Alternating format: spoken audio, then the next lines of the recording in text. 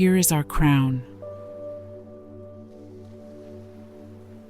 Somewhere in that area is where you'll find the pituitary gland and the pineal gland,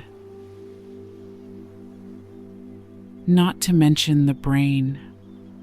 The pineal gland,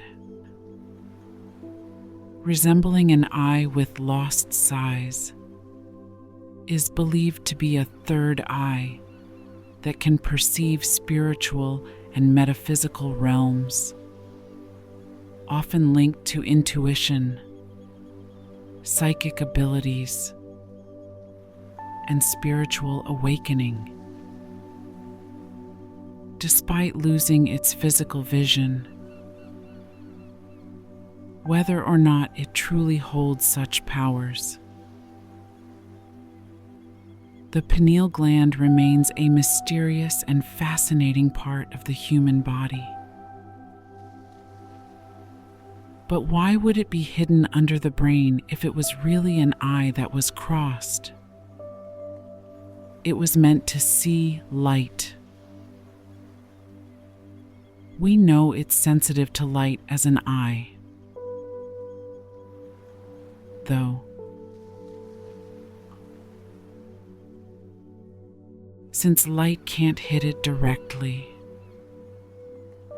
without a doubt, it learns about light in some way. Then it makes chemicals in your body that do certain things. And when there isn't any light, it makes more. That's why when the light goes out, it starts making chemicals that put you to sleep, like melatonin. What if this was the main reason? Though, then it would make sense for it to be out there. The only place it makes sense would be somewhere that gets light, if it's an organ that can sense light.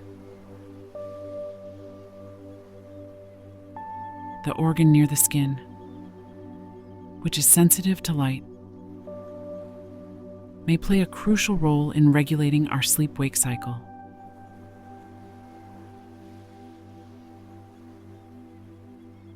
This location may explain why it's situated in a light exposure area. The idea of an internal organ sensitive to light opens up new possibilities and questions about the human body and why it's necessary, because our eyes can do it for us. In other words, the eyes can pick up on light and tell the brain about it.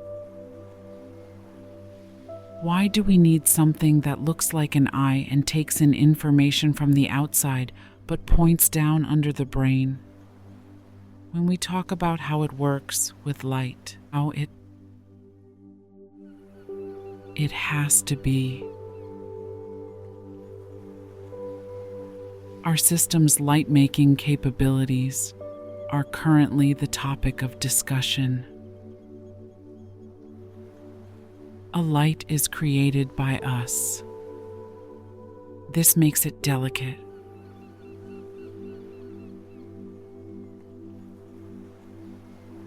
It might be attuned to anything in that area,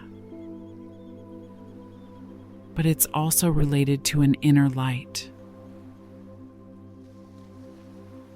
This spot in your ear may be felt by holding your ear in that manner. According to traditional Chinese medicine, this type of ear resembles an inverted infant with its eyes, hands, and legs located in this specific area.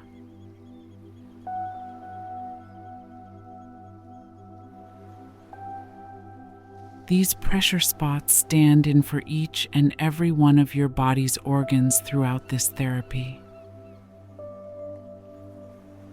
Your entire body acts as an earbud in this setup.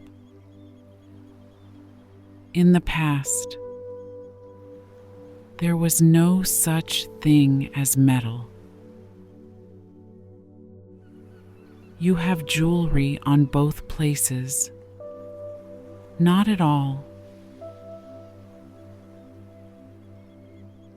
The door was open at the time.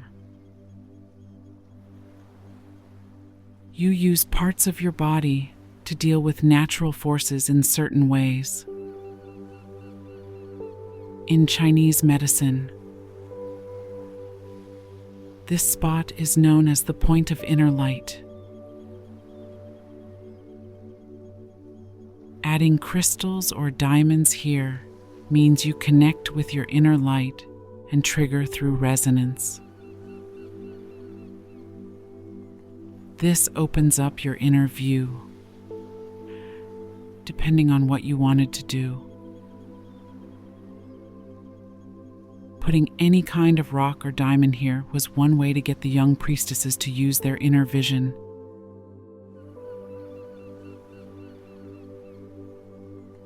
As you can see, these days people pierces everywhere. That is really, really dangerous. By piercing at this point, that point, or this point, you could totally mess up the way your organs work. Piercing locations, like the point of inner light in Chinese medicine, are significant and can have serious health consequences. It's crucial to research and consult with professionals before getting any piercings to ensure safety and well-being. Imwandi, as each point is linked to a different organ. How does it connect? When you pierces something, what do you really do? What metal do you put there? There are times when something is good in one place but not in another. That means it's very, very dangerous. We've seen proof that the Sumerians and Egyptians did things like piercings and tattoos.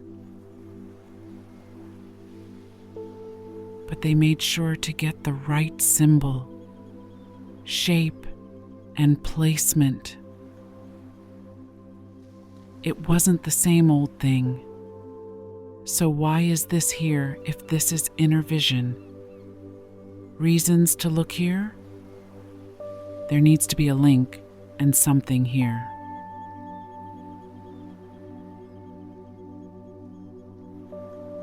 This is where your spine goes down. But why? It looks like it's seeing something. Most of your blood is in your heart. That means it's the center of the burning essence.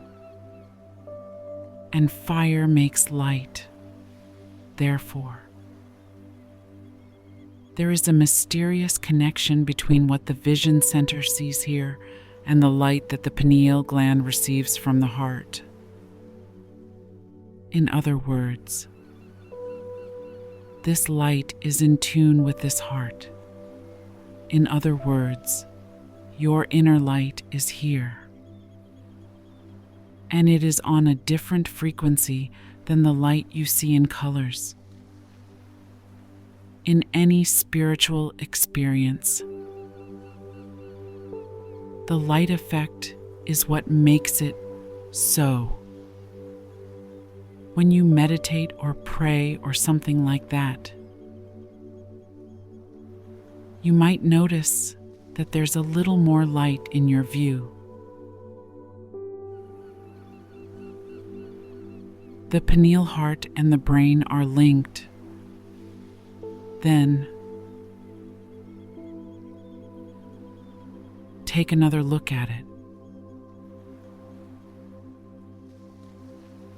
You must have functioning senses in order to be able to understand reality.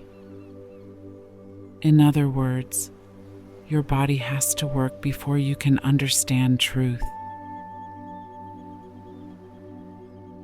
What makes your body move? Is it something inside your world or something outside of it? I mean that your heartbeat and all of your body's rhythms,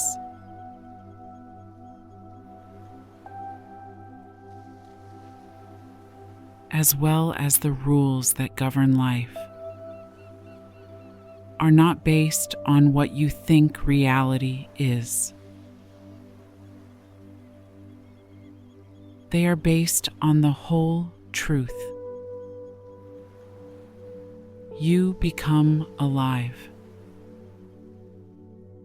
and then you make your own world. The whole universe is working through you there. But what works, all of those beats, are ways of talking to each other. Do you remember that we said method? Rhythm is a way of communicating. You are talking to everything in the world. Your life is connected to the universe's life.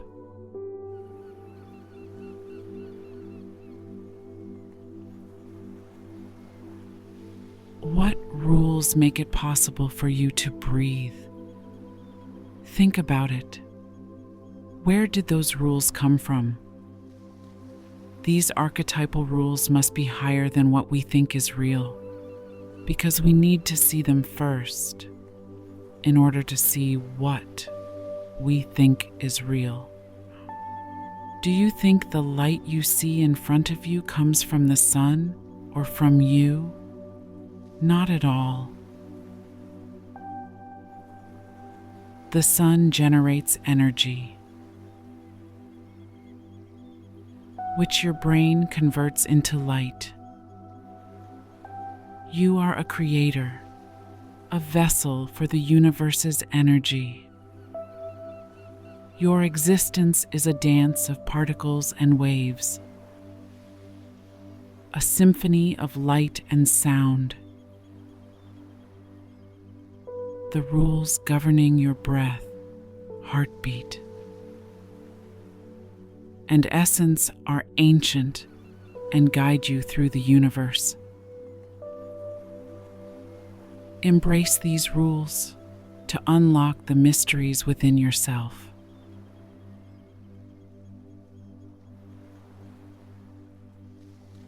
You're making this world seem real.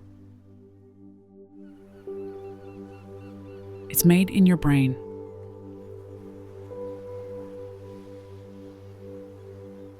Let me tell you something.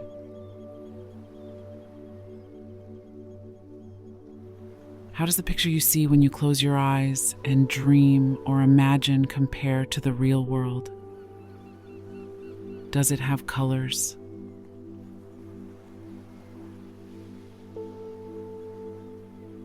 Light?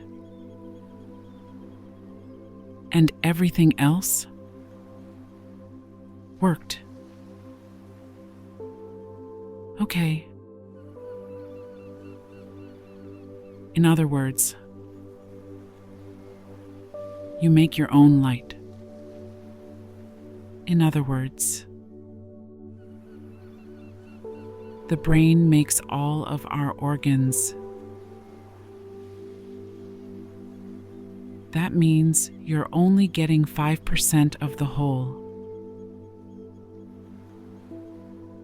This means that you can only see 5% of the whole. How How can you think that you are showing the whole truth? Not at all. This is what we mean by perceived reality. You could say I'm like a projector if I make my world. When you go to the movies, you watch the screen and then see the show on the screen in front of you. You say the movie is out there, but don't you have to see it first? Is the movie out there? Not at all. Where is the movie? Not at all. It's in the projector. Where is the movie that you see out there? In the projector. It's a roller film.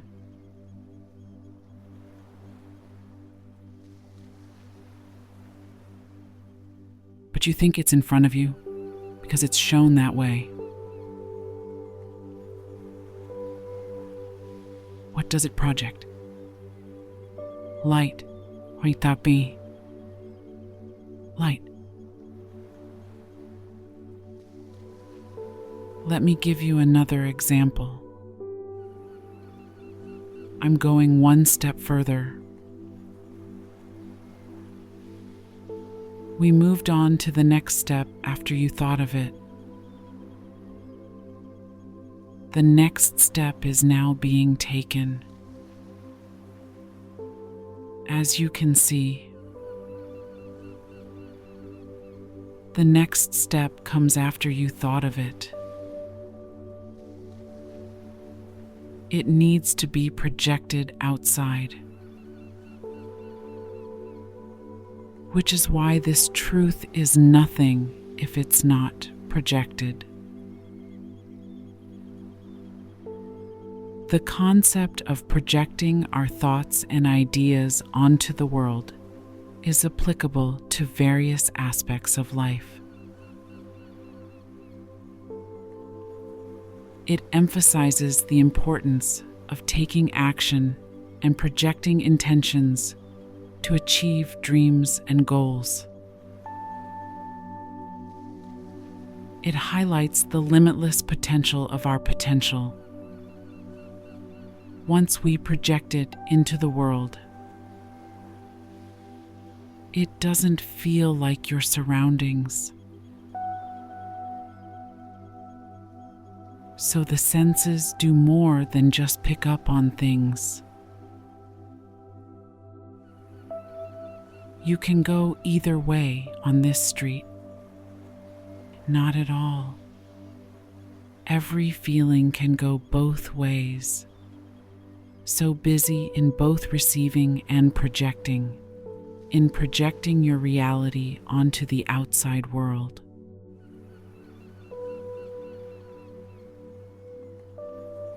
Then you believe it's outside of you. On the other hand, you are projecting. It's like a screen. You're leaving the movie out there during the movie, though the film is really in the projector, and the light is just getting it out there. It is shown outside. That means the film is in your head and you project it outside.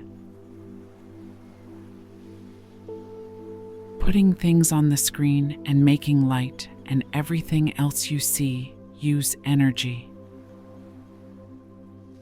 Just like you. A projector will get hot if you leave it on for a long time. That is, seeing this world because it works on the left plane.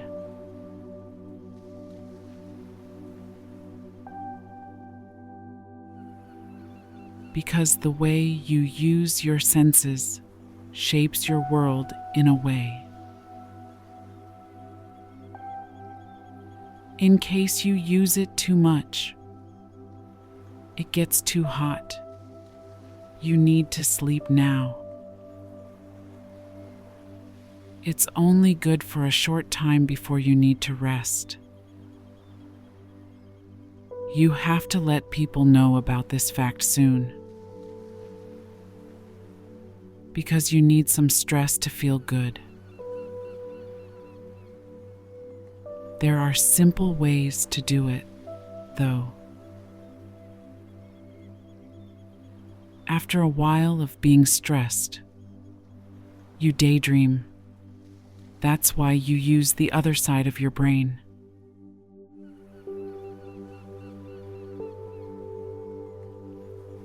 It's nice to daydream sometimes. To sum up, when someone is stressed out,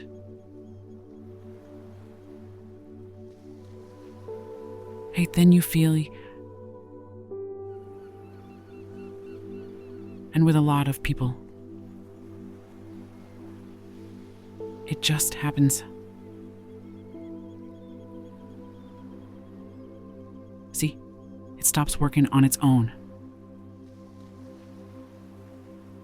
When someone is stressed out, they think less clearly and are unable to focus properly. Then you feel exhausted and overwhelmed by the pressure. And with a lot of people, it just happens naturally as a response to the demands of everyday life. See? It stops working on its own. Which is why it's important to find healthy ways to manage stress and prevent burnout. They fly out more when you stress them out. And the more you pay attention. Real life. You know, the left brain. Okay, I see the truth. It stresses me out more when I concentrate more. If I have a screen and I'm making my reality,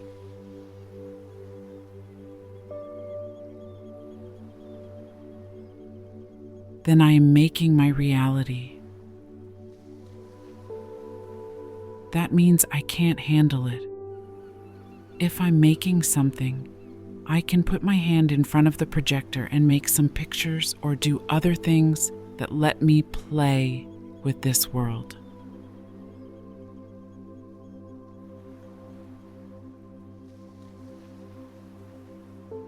That's not how it works. Though, let's say that the picture is being shown on 100 projectors. I can't.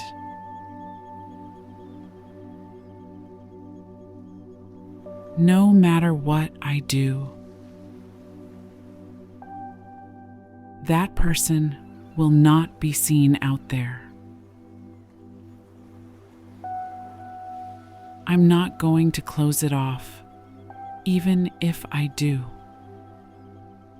You can see that the movie is still going on.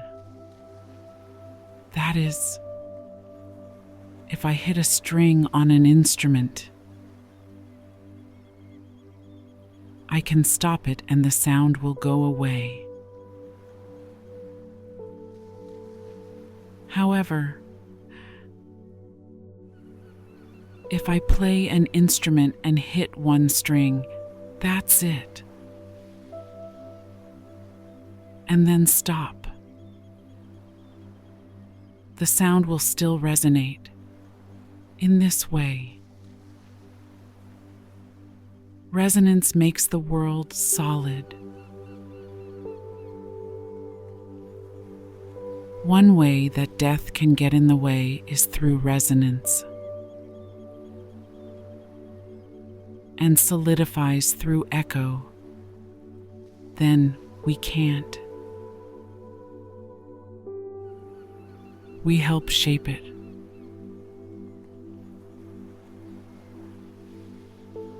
But we're not the whole shape of it. In the end, it turns into our world. So this is how we see things.